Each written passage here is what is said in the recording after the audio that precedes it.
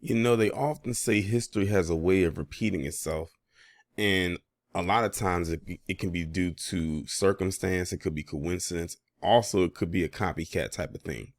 So, I'm gonna be honest, I didn't know who this person was in this picture until I was tagged in it, and now it's making it's making me like really question certain things in the way that they play out the way that they do. But the man in this picture, his name is Joseph Christopher. And back in 1980, he committed a mass killing that he ended up getting this name. Well, he committed a mass killing so bad that he ended up getting a nickname called the 22 caliber killer. And the reason why I was saying history has a way of repeating itself is because we all know what Peyton Gendron did last year at the Tops grocery store in Buffalo, New York. Well, in 1980, this guy, Joseph Christopher, aka the 22 caliber killer, did the same thing at the same store, and the victims were the same demographic, and that is black. So I'm going to go ahead now and read this article coming from abcnews.com.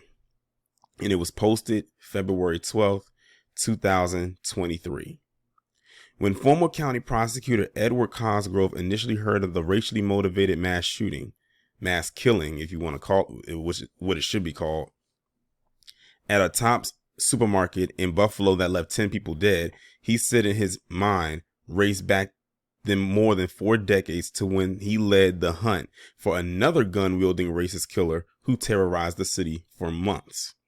Cosgrove told ABC News he instantly recognized the eerie parallels between the May 2022 massacre by a white man authorities said sought to kill black people and the serial hate killings committed in 1980 by Joseph Christopher, a white Buffalo resident dubbed the 22 caliber killer. Even the location of Christopher's first slaying was similar, the parking lot of the Tops store. It's a repeat.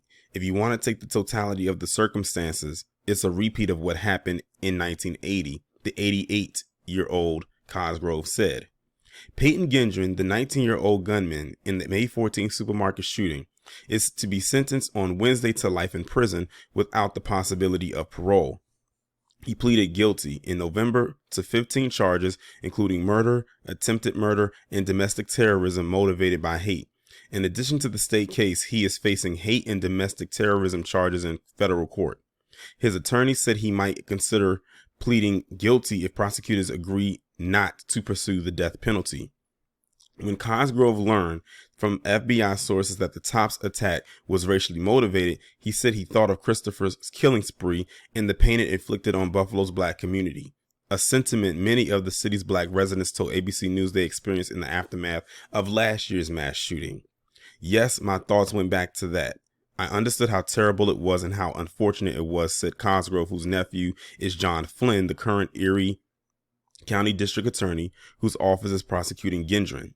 Cosgrove was the Erie County District Attorney when Christopher began his killing rampage in a parking lot of a Tops store on Genesee Street, several miles from the East Side Tops Market where Gendron committed mass murder, live streaming part of the attack online.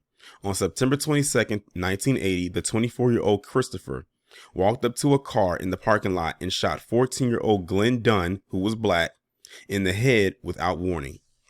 Over the next 36 hours, Christopher is alleged to have fatally shot 3 more black people, 32-year-old Harold Green, 30-year-old Emmanuel Thomas, and 43-year-old Joseph McCoy.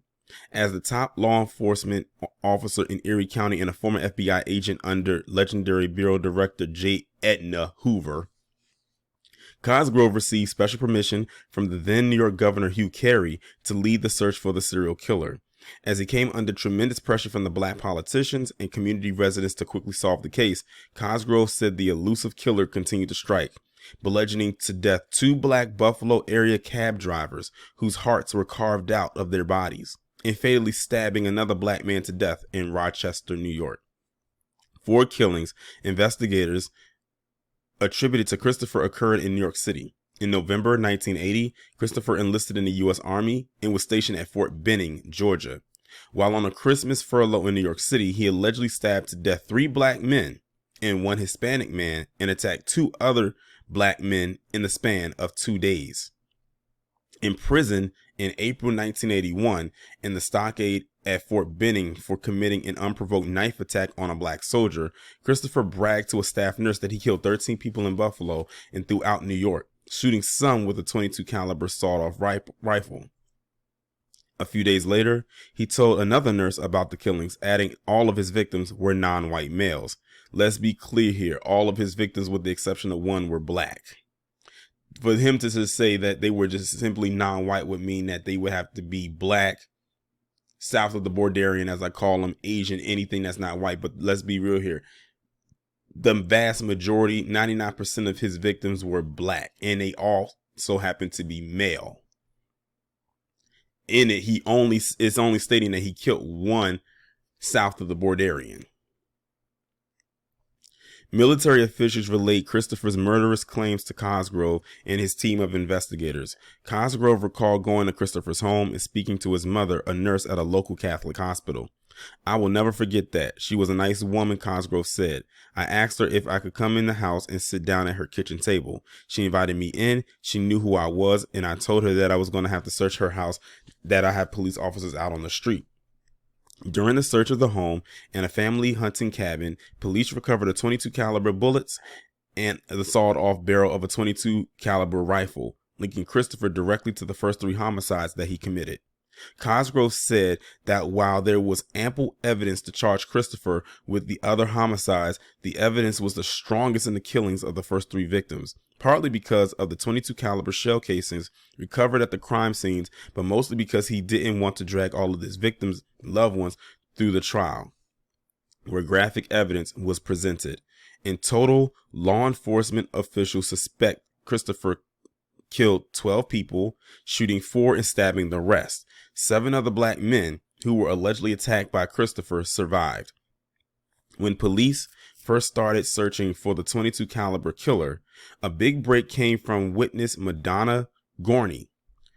Gorney described a white man she encountered acting strange and sitting outside the Tops store moments before the first victim, Dunn, was fatally shot. Months later, Gorney said she identified Christopher in a police lineup and testified against him at his 2 trials. All I was able to do was place him at the Tops supermarket with the first murder. I didn't see him do anything, but I was able to place him at the spot. The 70-year-old Gorney, who now lives in Florida, told ABC News. Of course, it's not something I'd want to do again, but if I had to, I would. I wouldn't think twice about it. I've never regretted it. Gorney, who is white, recalled the backlash she said she received for testifying against Christopher. I had a white friend who stopped speaking to me because I was testifying against a white man, she said. Basically, she got off cold. A neighbor, she got all over me. She thought I was just terrible and told me, how can you do that? Now, peep this. This is a white woman who testified or pointed this man out in a lineup who killed mainly black males. I want to say black men, but I have to keep in mind that one of his victims was 14. So that's why I say black males.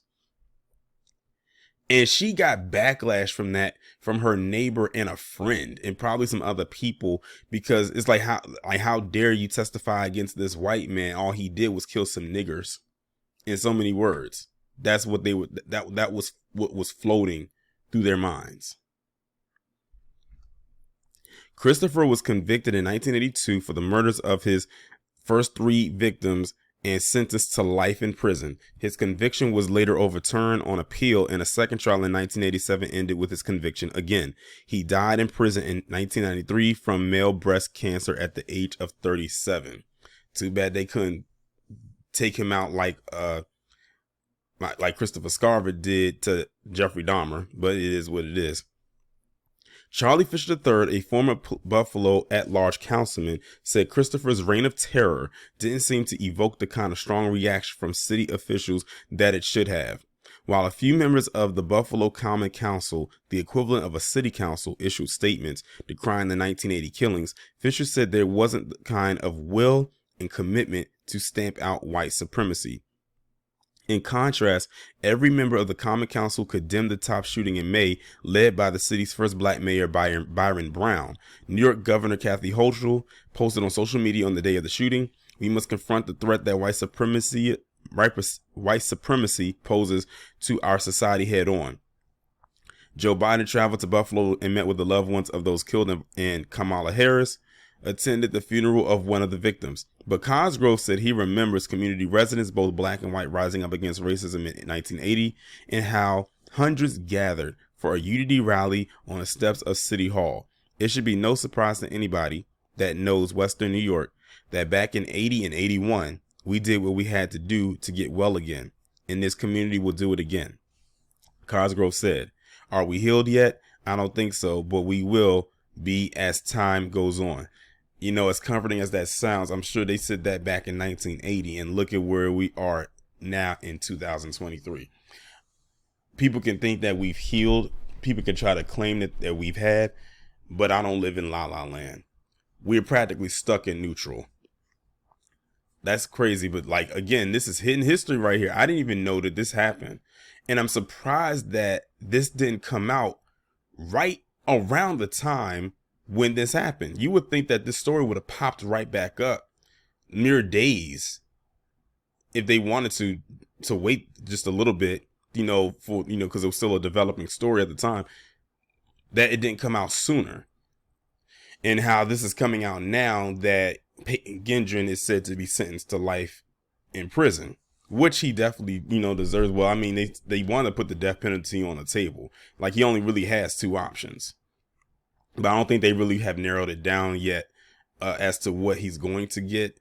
But it's between those two, for sure. And they said his sentencing is on Wednesday. And I'm recording this video on Monday, so I might try to push to get this video out there, if not by Tuesday, but definitely by Wednesday for sure. But yeah, this is interesting. I never heard this story before. And I need to ask my subscribers, anyone who subscribes to me who lives in the state of New York, it doesn't have to be Buffalo. Did you know that this story existed?